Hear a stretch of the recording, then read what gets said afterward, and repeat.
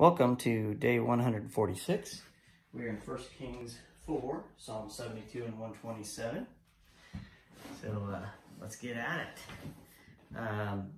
Two things and some really cool things to talk about today. Every day seems to be that there's something. So let's just talk about Solomon's wisdom. You could probably do many sermons on this, but this is in 1 Kings 4, verses 33 and 34. He could speak with authority about all kinds of plants. Stop right there. How? I mean, what did he know? The only way that you could speak about all kinds of plants is if you had some gift from God, and God gave him the gift of wisdom.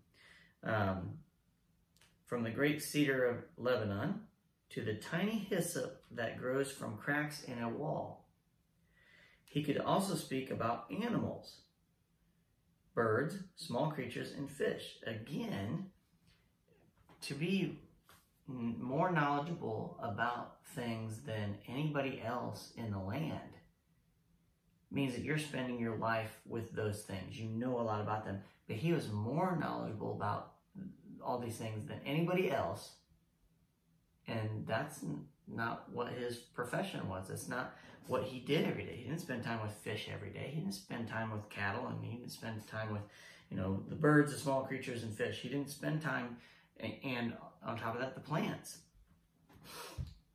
And kings from every nation sent their ambassadors to listen to the wisdom of Solomon.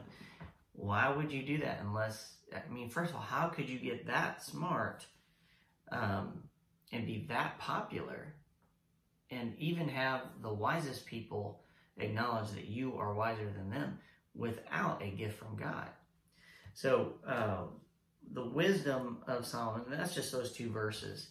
The wisdom of Solomon is an amazing thing and a great testament to God about gifts, which brings me to my next point. Worry and children.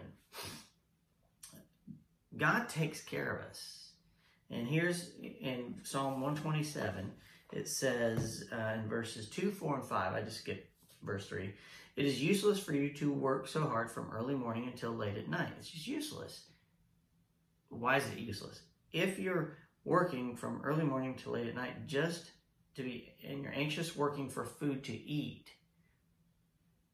we don't need to worry. If God can give wisdom like that to Solomon, and he can put David on the throne from the least of the people, and he can use different people who are Gideon, for instance, that are the smallest of their tribe and the smallest of the people in their family. God can feed you. And if you listen, people have story after story where people just come out of nowhere and help them with what they need. So that's what that's really talking about. It's useless to work hard all day long. And you're just going to go to bed tired. Children born to young men, verses 4 and 5, are like arrows in a warrior's hands. How joyful is the man whose quiver is full of them. He will not be put to shame when he confronts his accusers at the city gates. So again, this is about living a joyful life, have lots of kids, and many kids leads to lots of respect. The kids grow up understanding more about you. You understand more about them. There's more joy. The other reason I picked that is because you hear that verse, and it's a popular verse, and I like to mention those things. So Solomon's wisdom in understanding the gift that God gives us through our children and any other gifts that we have, teaching, lots of different gifts. What's your gift? And think about that for a moment. Is it a gift that just because you're just kind of interested in that thing, or is there something deeper? And that's the most important thing about today. So that's day 146. I'll see you tomorrow.